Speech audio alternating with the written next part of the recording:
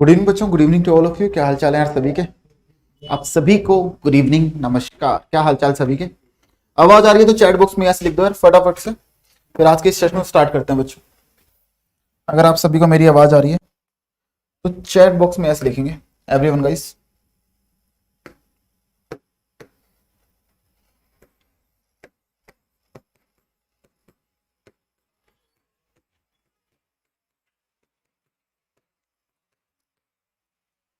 चलो ठीक है। और बच्चों क्या किया? 2 दिन, 2 दिन पढ़ाई करी नहीं करी? या ऐसे ही तुमने 2 दिन निकाल दिए? ईमानदारी से बताना, हाउ मैनी ऑफ यू जिन्होंने पढ़ाई करी है 2 दिन? बताओ यार जल्दी से।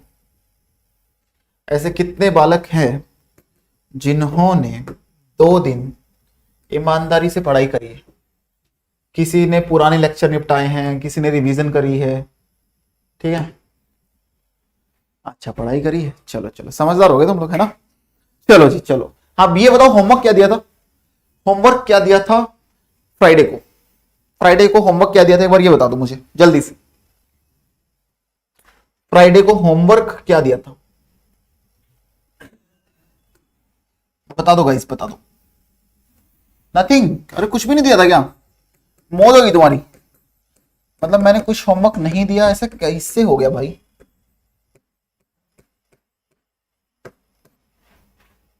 चल अच्छा, रिवीजन रिवीजन, ओके ओके। देखो बच्चों, लास्ट टाइम मैंने आपको पढ़ाया था मिड पॉइंट थ्योरम एंड उसका कन्वर्स। ये दोनों मैंने पढ़ा दिए थे। यस और नो में जवाब दें। Mid point and converse, mid point and converse. ये बताओ कितने बच्चों ने इन दोनों का रिवीजन किया घर पे जाके?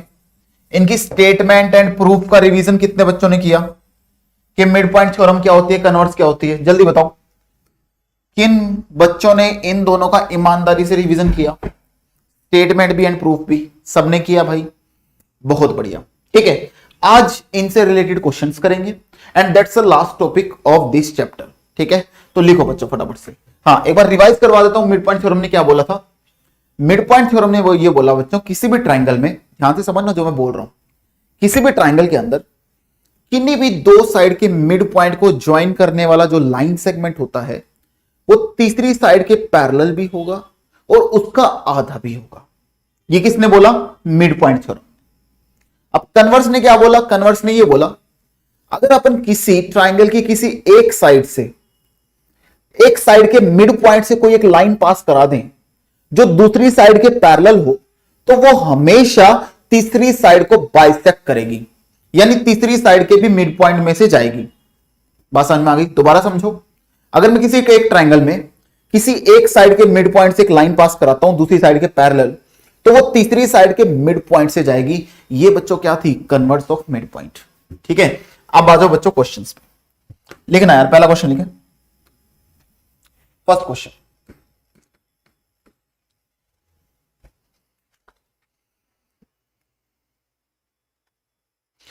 if DE and F are respectively, if DE and F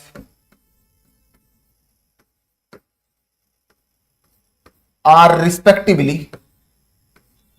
are respectively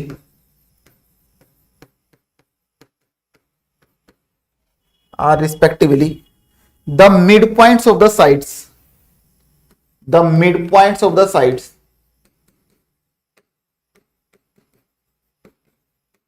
of the sides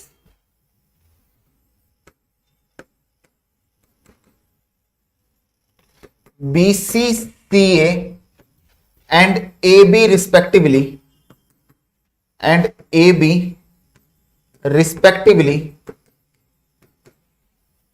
BCCA and AB respectively of a triangle, respectively मतलब वो एक बार अपन लगा चुके हैं, BCCA and AB of an equilateral triangle ABC, of an equilateral triangle,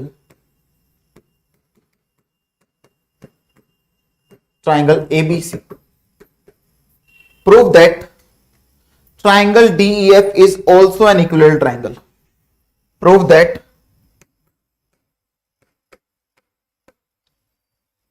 triangle DEF is also an equilateral triangle, equilateral triangle.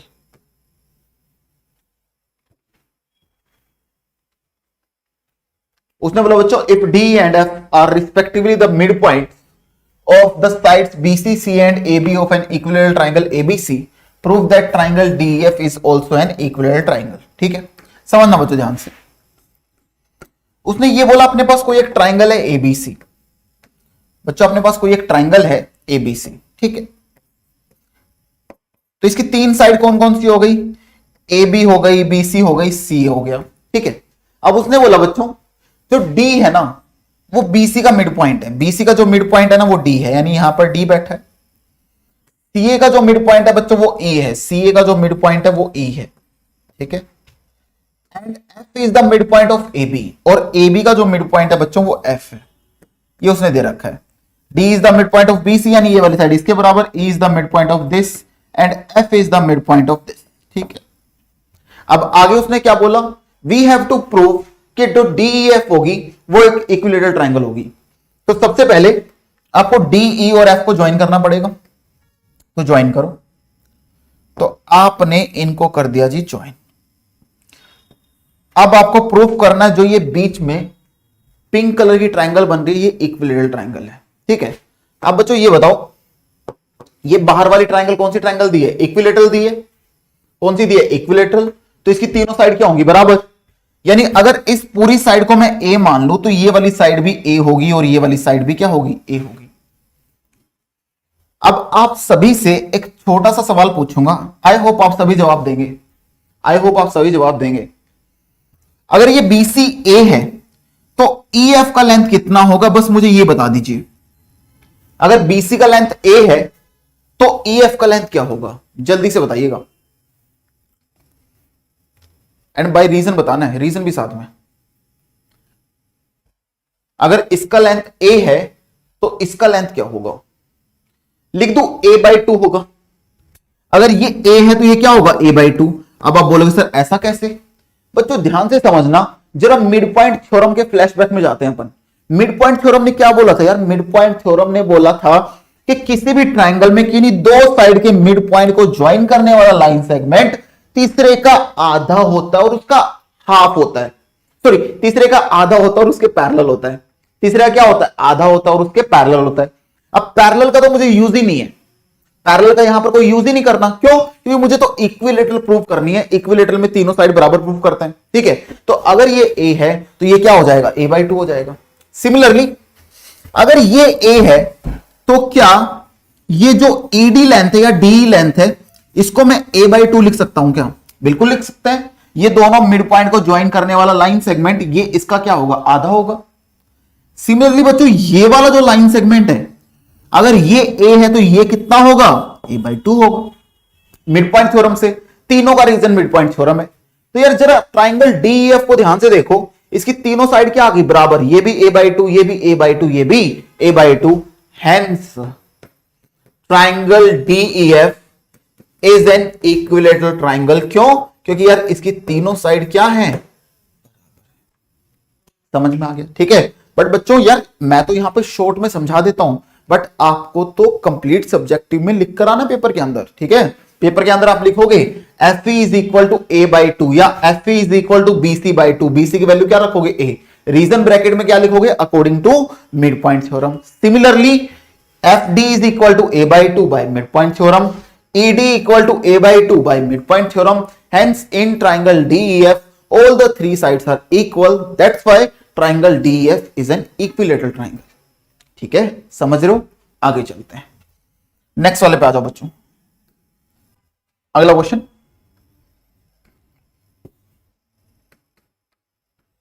लिखें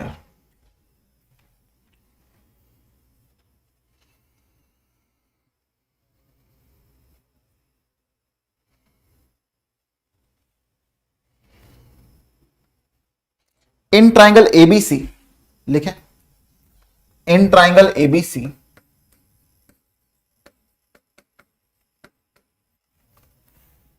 DEF are respectively the midpoints of the sides DE and F are respectively the midpoints, are respectively the midpoints of sides, are respectively the midpoints of sides AB, BC and CA, AB, BC and CA, show that क्या show करना है, show that triangle ABC is divided into, show that triangle ABC is divided into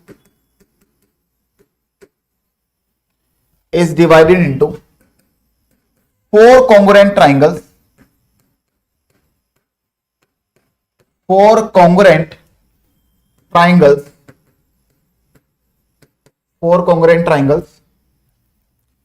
by joining D, E and F in pairs, by joining D, E and F in pairs,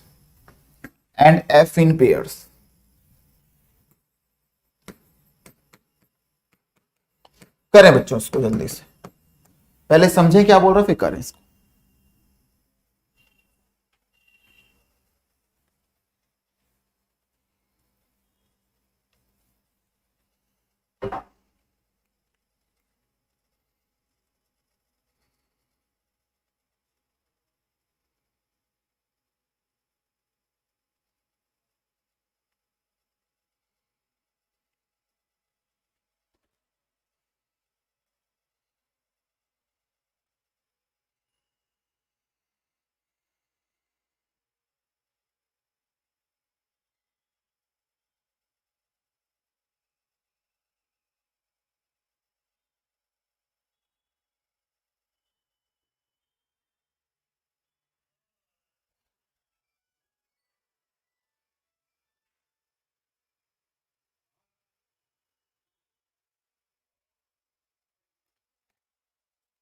चलो बच्चों देखना ध्यान से, उसने क्या बोला बच्चों इस क्वेश्चन के अंदर, आपको एक ट्राइंगल दे रखी है एबीसी, ध्यान से समझना पहले क्वेश्चन क्या कह रहा है, you have a triangle ABC, ठीक है।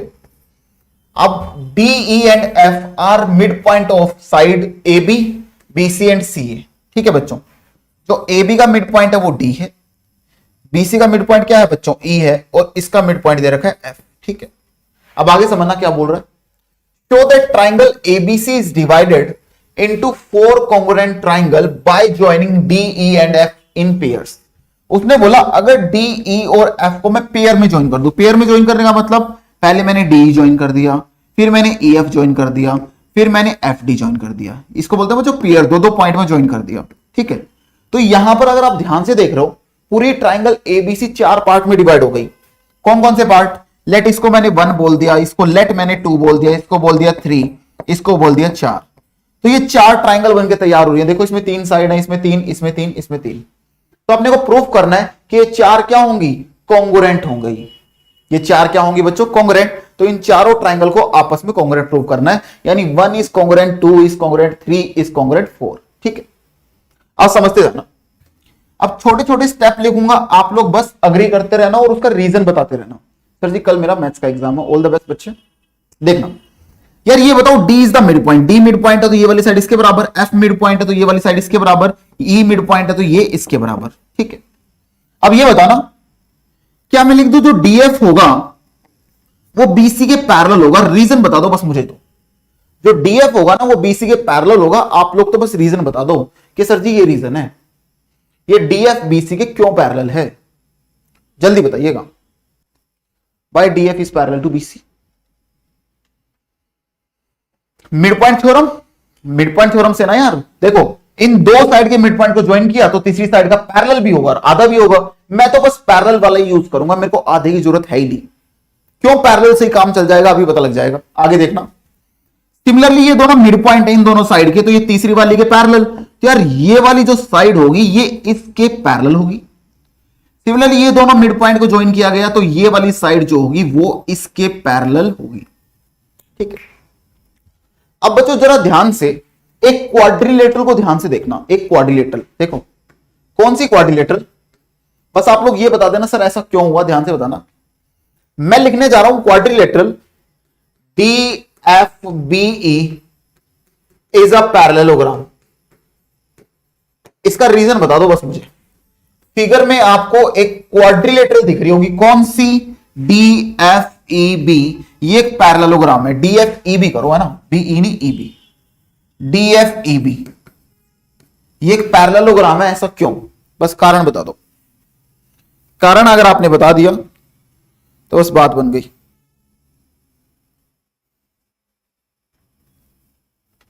बताओ। अरे बच्चों ध्यान से देखो ना यार, ये वाली साइड हो गई इसके पैरेलल और ये हो गई इसके पैरेलल। तो बच्चों ये अगर इसके पैरेलल है तो ये वाला जो पार्ट है, ये वाला जो पार्ट है इस पूरे का ही तो पार्ट है, ठीक है। सिमिलरली ये वाली साइड अगर इसके पैरेलल तो ये वाली साइड इसके भी तो पैरेलल है, इसी का तो पार्ट बन रहा है, ठीक है।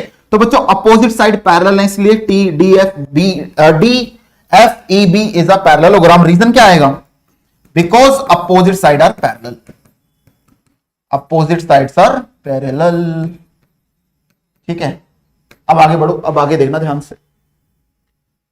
अब अगर ये पैरेललोग्राम बन रहा है तो क्या मैं लिख सकता हूं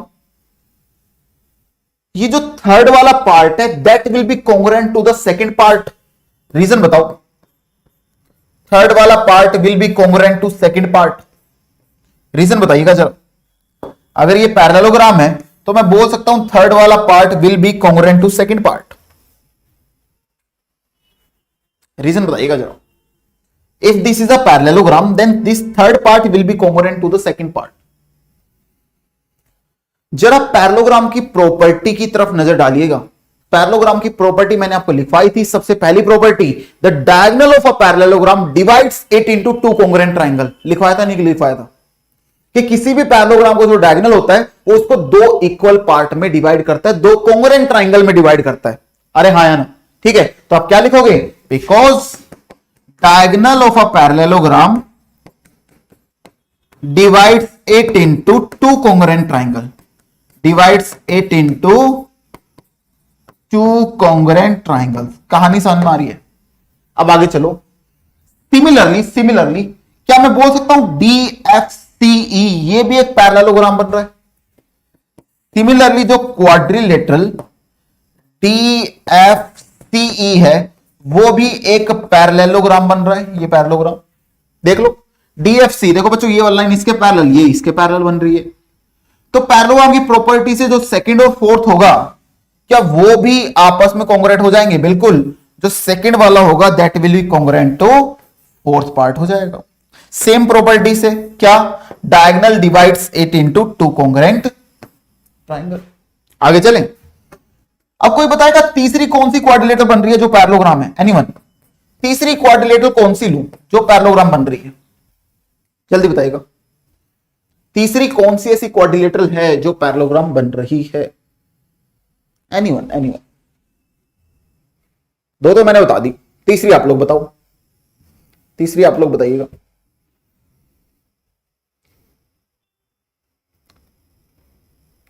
बहुत बढ़िया, बहुत बढ़िया, बहुत बढ़िया। कुछ लोग कोशिश कर रहे हैं। कौन सी?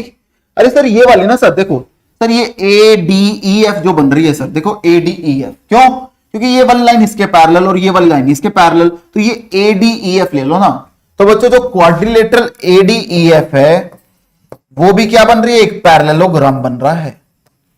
वो भी क्या बन रहा है? एक पैरेललोग्राम। क्यों? क्योंकि ये वाली साइड इसके पैरेलल, ये वाली साइड इसके पैरेलल। अब ADEF में देखो दो ट्रायंगल आ रही है, एक ये, यानी 1 और 2। तो क्या मैं बोल सकता हूं जो 1 वाली ट्रायंगल होगी that is congruent to triangle क्या? सेकंड, ठीक है। बाय द सेम रीजन क्या कि diagonal of a parallelogram divides it into two congruent triangle, right. अब बच्चों इसको मैं इक्वेशन नंबर 1 बोलता हूं, इसको मैंने बोला इक्वेशन नंबर 2, इसको मैंने बोला इक्वेशन नंबर 3। तो क्या मैं फ्रॉम इक्वेशन नंबर 1, 2 एंड 3 का यूज करके क्या मैं लिख सकता हूं first part is congruent to the second part, is congruent to the third part, is congruent to the fourth part? अरे यस और नो? देख लो, जो सेकंड था वो थर्ड के कॉन्ग्रुएंट है, सेकंड फोर्थ के भी कॉन्ग्रुएंट है, सेकंड वन के भी कॉन्ग्रुएंट है। इसका मतलब first is congruent to second, is congruent to third, is congruent to fourth. ठीक है, तो क्या अपन को यही प्रूफ करना था? बिल्कुल बच्चों, अपने को यही प्रूफ करना था कि ट्राइंगल एबीसी के चार पार्ट बनेंगे, चार ट्राइंगल बनेंगी, वो आपस में क्या होनी चाहिए? कॉन्ग्रुएंट होनी चाहिए। ये अपने को प्रूफ करना है, जो कि अपने सामने आ चुका है। सबको समझ में आया क्या?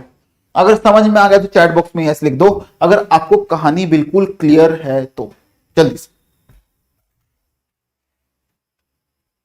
समझ में आया क्या?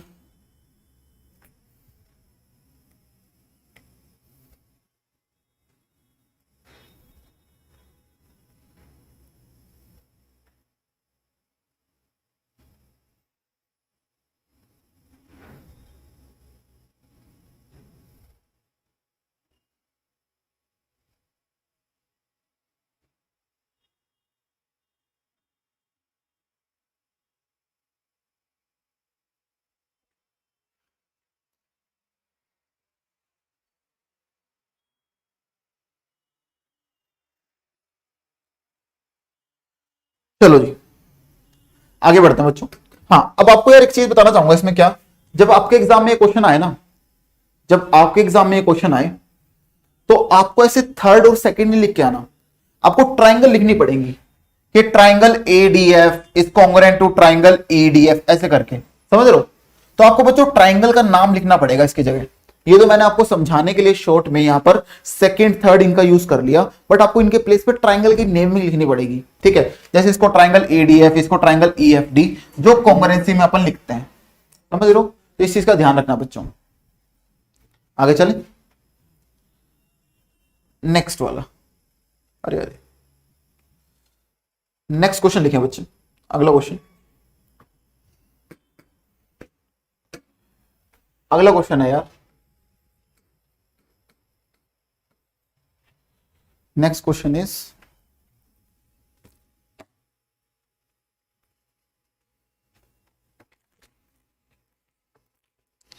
let ABC is a triangle right angled at B. Let ABC be a triangle. Let ABC be a triangle right angled at B. Right angled at B. Right angled at B. And D be the midpoint of AC. And D be the midpoint of AC. And D be the midpoint of AC. Midpoint of AC. Then show that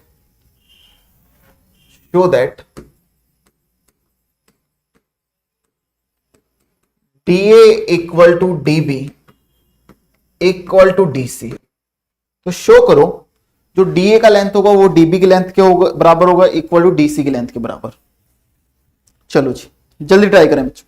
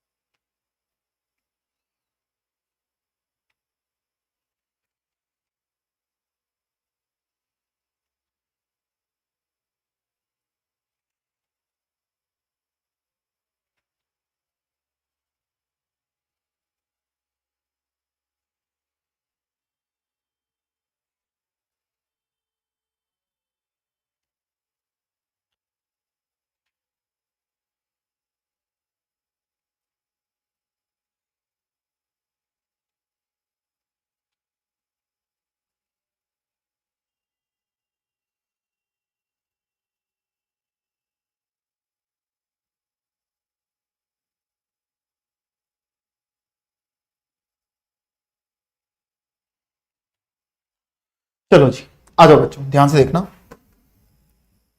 एक बच्चा बोलो sir intercept theorem भी बताइएगा। हाँ बता दूंगा intercept theorem के बारे में, टेंशन ना लो, बता दूं। ठीक है, देखना बच्चों ध्यान से। बच्चों एबीसी जो ट्राइंगल है ना, एक राइट एंगल ट्राइंगल आपको गिवन दे रखी है, जिसमें राइट एंगल है बी के ऊपर।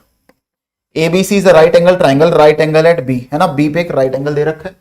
अब आगे देखना, अब उसने बोला D is the mid point of AC, AC का जो मिड पॉइंट है ना बच्चों D है, AC का मिड पॉइंट D दे रखा है, तो ऑब्वियसली बात है ये वाली लेंथ इसके बराबर होगी अगर D मिड पॉइंट है। तो करना है कि जो DA होगा that will be equal to DB equal to DC, ठीक है। तो अपने को प्रूफ करना है DA equal to DB equal to DC, यानी बच्चों D से B को ज्वाइन करना पड़ेगा। तो अपने को ये वाली कहानी प्रूफ करनी है क्या, कि जो DA का लेंथ होगा that will be equal to DB का length that will be equal to DC का लेंथ, ठीक है। अब कैसे लेकर आएंगे, क्या कहानी होगी, बिल्कुल ध्यान से समझते जाएंगे। समझना बच्चों, इस क्वेश्चन के अंदर एक कंस्ट्रक्शन लगने वाली है, वो कंस्ट्रक्शन क्या है बिल्कुल ध्यान से समझें क्या कंस्ट्रक्शन है। मैं क्या करता हूं, एक लाइन ड्रॉ करता हूं पैरेलल, किसके, CB के। मैंने D से एक लाइन पास कराई जो CB के पैरेलल है, ये मैंने कंस्ट्रक्शन कर ली। कंस्ट्रक्शन क्या करी बच्चों मैंने, लेट ये वाला पॉइंट मैंने मान लिया E, तो मैंने DE BC के पैरेलल कंस्ट्रक्ट कर ली, मैंने DE BC के पैरेलल कंस्ट्रक्ट कर ली, ठीक है। अब प्रूफ में आ जाओ, प्रूफ में या सॉल्यूशन में आ जाओ। कितने बच्चे अग्री करते हैं, मैं एक लाइन लिखने वाला हूं, कितने बच्चे अग्री करेंगे उस लाइन से, ये बताना कि बेटा जो AE होगा ना वो EB के बराबर होगा। उसका कारण मुझे बता दो, बस कारण मुझे कोई बता दो कि जो AE होगा ना वो EB के बराबर होगा, क्यों होगा उसका कारण बता दो जल्दी। AE का जो लेंथ होगा that will be equal to EB का लेंथ, क्यों होगा, कारण बता दो जल्दी से। Length of AE will be equal to EB। देखते हैं कितने बालक सोच पाते हैं। चलो एक बार कन्वर्स ऑफ मिड पॉइंट को याद करें। यार कन्वर्स ऑफ मिड पॉइंट ने क्या बोला था, किसी एक साइड के मिड पॉइंट से ड्रॉ की गई वाली लाइन जो दूसरी साइड के पैरेलल हो तो वो तीसरी साइड के मिड पॉइंट पे ही जाके मीट करती है। अरे हाँ या ना, कि किसी एक साइड के मिड पॉइंट से ड्रॉ की गई वाली लाइन किसी दूसरी साइड के पैरेलल, तो वो तीसरी साइड को मिड पॉइंट पे ही जाके कट करती है। अरे यस और नो, तो अगर E मिड पॉइंट होगा तो AE इक्वल टू क्या होगा, EB। तो बच्चों ब्रैकेट में रीजन क्या कर लिखोगे, by converse of mid point, by converse of mid point theorem. तो हमारी बात ठीक है। अब आगे देखना, अब यार एक बार इस वाले ट्रायंगल और इस वाले ट्रायंगल को ध्यान से देखो। इस वाले ट्रायंगल और इस वाले ट्रायंगल, कौन कौन से ट्रायंगल, एक तो ट्रायंगल AED, एक तो ट्रायंगल है बच्चों AED, एंड दूसरी ट्रायंगल क्या है BED। Triangle AED and BED को ध्यान से देखना बच्चों, ठीक है, AED एंड BED। अब जरा ये बताइएगा, अगर ये वाला एंगल 90 डिग्री है तो क्या मैं लिख दूं ये वाला भी 90 डिग्री होगा, क्यों, ये दोनों लाइनें पैरेलल, ये दोनों लाइनें पैरेलल है, तो ये वाला एंगल इसके बराबर होगा, क्यों, क्योंकि बच्चों कोरस्पॉन्डिंग एंगल है। क्या है, कोरस्पॉन्डिंग एंगल। अब ये 90 तो ये भी क्या होगा 90 होगा, ये भी क्या होगा 90 होगा, ठीक। अब इन दोनों ट्रायंगल में ध्यान से एक चीज देखना, क्या यार ये वाली साइड तो कॉमन है, ये वाली साइड कॉमन है। अभी अभी अपन ने प्रूव किया E is the mid point, यानी AE equal to EB already आ चुका है। अब ये वाला एंगल भी 90 और ये वाला एंगल भी 90, तो by side angle side angle side we can say that these two triangle are congruent. तो by SAS criteria, by SAS criteria we can say that these two triangle are congruent. अब अगर ये congruent होगी ना तो एक बहुत important चीज आ जाएगी अपने सामने, क्या, अरे सर ये जो AD का लेंथ है सर वो BD के बराबर आ जाएगा सर, क्यों, CPCT से। AD का लेंथ BD के बराबर आ जाएगा सर CPCT से, यस और नो। AD बराबर क्या आ जाएगा BD बाय CPCT, क्योंकि AD इसकी साइड है BD इसकी साइड है कोरस्पॉन्डिंग, ठीक है। अब ये बताओ बच्चों, ये जो AD है क्या वो DC के बराबर है क्या, ये जो AD है क्या ये DC के बराबर है, बिल्कुल है। तो इस AD को मैं DC भी रख सकता हूं, अरे यस और नो, AD इक्वल टू क्या है DC, तो मैं AD को DC भी रख सकता हूं। क्या अपन को यही प्रूफ करना था क्या, क्या अपन को यही प्रूफ करना था क्या, जो DA का लेंथ होगा that will be equal to DB का length that will be equal to DC का लेंथ, जो कि अपने पास आ चुका है। सन मांगी बात, अरे यस तो नो, ठीक है sir. A equal to EB को इक्वल मिड पॉइंट थ्योरम से नहीं कर सकते, अरे क्या बोल रहा है, A इक्वल टू EB को मिड पॉइंट थ्योरम से कैसे करेगा, कन्वर्स लगेगी ना, क्योंकि ये वाली लाइन पैरेलल है और एक के मिड पॉइंट से पास हो रही है। ठीक है, क्लियर सभी को? सर एंगल बीईडी 90 क्यों है? बच्चे एंगल बीईडी 90 इसलिए क्योंकि इन दोनों का सम होगा 180, स्ट्रेट लाइन पे बन रहा है ना एंगल, तो 90 प्लस 90 कितना? 180। ठीक है, तो जल्दी से नोट डाउन करो फटाफट से एवरीवन गाइस।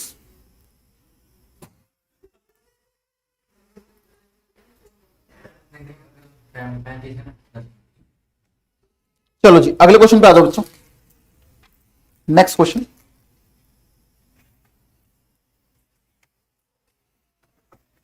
अगला क्वेश्चन लिखना, ABCD is a parallelogram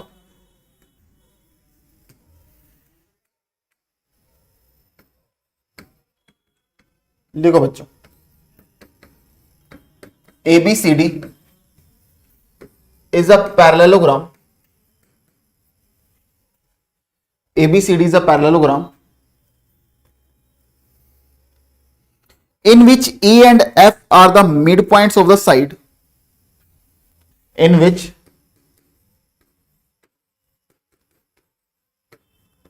E and F are the midpoints of the sides, are the midpoints of the sides AB and CD respectively, AB and CD respectively। ठीक है, आगे देखें, prove that the line segment CE and AF, prove that the line segment, prove that the line segment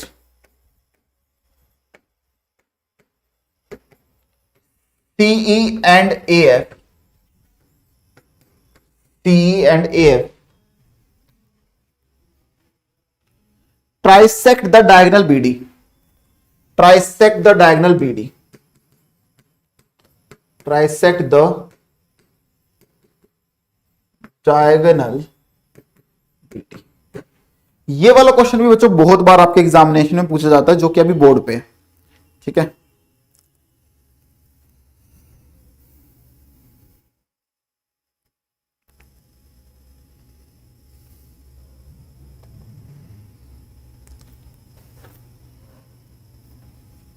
सबसे पहले trisect का मतलब होता है बच्चों 3 इक्वल पार्ट। एक बच्चा पूछ रहा है ट्राइसेक्ट मतलब 3 इक्वल पार्ट होता है बच्चों, 3 इक्वल पार्ट में डिवाइड करना।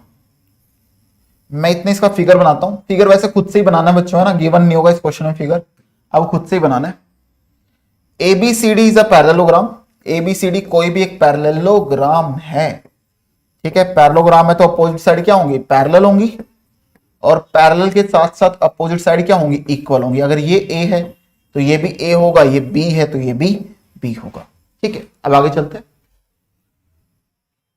E and F are the midpoint of the side AB and CD। AB का जो मिड पॉइंट है बच्चों वो E है, AB का जो मिड पॉइंट है वो E है, एंड CD का जो मिड पॉइंट है वो F है। ठीक है, अगर E इसका मिड पॉइंट है तो ये वाली साइड क्या हो जाएगी? A/2, और ये भी क्या हो जाएगी? A/2। अगर F ये मिड पॉइंट है तो ये A/2 हो जाएगा, और ये भी क्या हो जाएगा? A/2 हो जाएगा। ठीक, प्रूव करना the line segment CE and AF। तो बच्चों जो लाइन सेगमेंट CE है, मैंने लाइन सेगमेंट ज्वाइन कर दिया C, एंड दूसरा लाइन सेगमेंट है बच्चों AF, A से F ज्वाइन किया। तो प्रूव करना है ये डायगोनल BD को ट्राइसेक्ट करेंगे, तो आप B से D को ज्वाइन कर दो। तो we will have to prove कि जो line segment EC and AF है वो इस BD को ट्राइसेक्ट कर रहे हैं। ट्राइसेक्ट करने का मतलब, लेट मैंने ये मान लिया ये वाला पॉइंट M1 है, ये वाला पॉइंट M2 है, तो अपने को प्रूफ करना है D से लेके M1 तक का जो डिस्टेंस होगा, यानी DM1 will be equal to M1 M2 will be equal to M2B, will be equal to M2B। ये अपने को लेकर आना है भाई, ये अपने को लेकर आना है कि डायगोनल BD को ये दोनों क्या करेंगे? ट्राइसेक्ट करेंगी। यानी बच्चों ट्राइसेक्ट का मतलब 3 इक्वल पार्ट। देखो इसके 3 हिस्से हैं, एक हिस्सा, दूसरा हिस्सा, तीसरा हिस्सा। ट्राइसेक्ट बोला तो तीनों हिस्से आपस में बराबर प्रूफ करने। ठीक है, आप समझते जाओ। क्या मैं बोल सकता हूं बच्चों, क्या मैं बोल सकता हूं कि यार ये जो AECF ये एक पैरेललोग्राम बनेगा?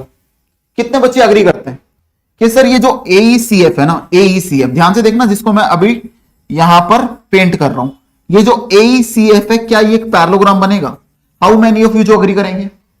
बनेगा ना? क्यों? क्योंकि यार अपोजिट साइड पैरेलल के साथ साथ इक्वल भी है। क्यों? ये भी a/2, ये भी a/2, और ये दोनों लाइनें पैरेलल भी हैं। और अपने को पता है किसी भी क्वाड्रिलेटरल में one pair of opposite side equal के साथ साथ पैरेलल हो जाए तो वो पैरेललोग्राम होती है। तो अगर ये पैरेललोग्राम होगी तो इसकी ये वाली साइड आपस में पैरेलल हो जाएंगी, ये वाली साइड भी, क्योंकि ये तो ऑलरेडी पैरेलल है, तो ये दोनों साइड भी क्या हो जाएंगी? आपस में पैरेलल। ठीक है, अब आगे समझना दूसरी बात। सिमिलरली क्या मैं बोल सकता हूं, क्या और किसी की जरूरत पड़ेगी? नहीं, इसी में बात बन जाएगी, दूसरे की जरूरत नहीं पड़ेगी, इसी में बात बन जाएगी। अब आगे समझना। अब यार एक बार आप लोग इस वाली ट्रायंगल को ध्यान से देखो, इस वाली ट्रायंगल को जो मैं अभी बनाने जा रहा हूं, इस ट्रायंगल को आप लोग ध्यान से देखना। जो ट्रायंगल मैंने अभी पिंक कलर से पेंट किया इसको ध्यान से देखना। तो इस वाली ट्रायंगल में ये जो F है, F इस साइड का मिड पॉइंट है, और ये वाली जो साइड है वो इसके पैरेलल हो गई। ठीक है, तो ये मिड पॉइंट से एक लाइन सेगमेंट जा रहा है किसी दूसरी साइड के पैरेलल, तो क्या मैं लिख दूं M1 will be the mid point of DM2? अरे हाँ या ना? By converse of mid point M1 will be the mid point of DM2। क्यों? क्योंकि एक मिड पॉइंट से एक लाइन ड्रॉ हो रही है किसी दूसरी साइड के पैरेलल इन दिस ट्रायंगल, तो ये इसको मिड पॉइंट पे तो कट करेगी, यही तो बोला था कन्वर्स ने। ठीक है, तो इसका मतलब M1 will be the mid point of DM2 by converse of mid point. तो बच्चों यहां से इस ट्रायंगल में मैं लिख सकता हूं DM1 will be equal to M1 M2। Reason is, आपको बता दिया, converse of mid point, converse of mid point. ठीक है, अब आगे चलते हैं, ध्यान से देखना। अगली कहानी क्या है बच्चों? ध्यान से देखेंगे अगली कहानी क्या है। सिमिलरली और मैं कौन सी ट्रायंगल लूं और कौन सी ट्रायंगल अपन ले सकते हैं? चलो जी आ जाओ, देखना बच्चों और देखना ध्यान से। एक बार इस वाली ट्रायंगल को ध्यान से देखो, इस वाली ट्रायंगल को, इस वाली ट्रायंगल को जरा ध्यान से देखिएगा। इस वाली ट्रायंगल को दिख रही है सभी को? सभी को ये वाली ट्रायंगल दिख रही है? तो इस वाली ट्रायंगल में बच्चों ये E क्या है? E इस वाली साइड का मिड पॉइंट है। ठीक है, और अपन ने अभी अभी प्रूव किया ये दोनों लाइनें पैरेलल हैं, क्योंकि ये पूरी लाइन इसके पैरेलल होगी। ठीक है, अब ये बताओ E अगर AB का मिड पॉइंट है और ये वाली लाइन इस वाली साइड के पैरेलल है, तो यार ये इसको मिड पॉइंट पे कट करेगी ना? अरे यस और नो? ये बच्चों जो मैंने ब्लू वाली ट्रायंगल बनाई है इसमें E is the mid point, तो मिड पॉइंट से एक लाइन ड्रॉ की गई इसके पैरेलल। ठीक है, तो वो इसको मिड पॉइंट पे कट करेगी। इसका मतलब इस ट्रायंगल में जो M2 है that will B mid point of BM1, that will be the mid point of BM1, यानी BM2 is equal to M2M1 हो जाएगा अगर M2 मिड पॉइंट है। BM2 equal to M2M1, BM2 is equal to M2M1 या M1M2। इसका reason भी क्या आएगा? Converse of mid point. तो बच्चों बाय यूजिंग दीज टू, अगर मैं इन दो इक्वेशन का यूज कर लूं, यहां पर भी M1 M2 आ रहा है, यहां पर भी M1 M2, तो इसका मतलब क्या हुआ? DM1 equal to M1 M2 is equal to BM2 बोलो या M2B बोलो, जो कि अपने को प्रूफ करना था। यस और नो? इन दोनों का यूज करके मैं बोल सकता हूं D से M1 का जो लेंथ होगा will be equal to M1 M2 will be equal to M2B या BM2। ठीक है, यानी ये वाले डायगोनल को ये दोनों लाइनें क्या कर रही हैं? ट्राइसेक्ट कर रही हैं। ठीक है, सो बच्चों this is the proof of this question. और इस क्वेश्चन पे स्टार बनाना यार, ये वाला क्वेश्चन बहुत बार आपके एग्जामिनेशन में पूछा जाता है। ठीक है, तो आज की सेवा अपन यहीं समाप्त करते हैं, आज की क्लास यहीं पर ओवर करेंगे। ठीक है, आई होप गाइज आपको मजा आया होगा आज की क्लास में। मिलेंगे अपन कल की क्लास में। आज भी कुछ भी होमवर्क नहीं है, अभी कोई होमवर्क नहीं दे पाऊंगा, कल की क्लास में ही आपको होमवर्क दूंगा, आज कोई भी होमवर्क नहीं है। ठीक है, चलो bye guys, thank you so much, love you guys, good night, bye bye.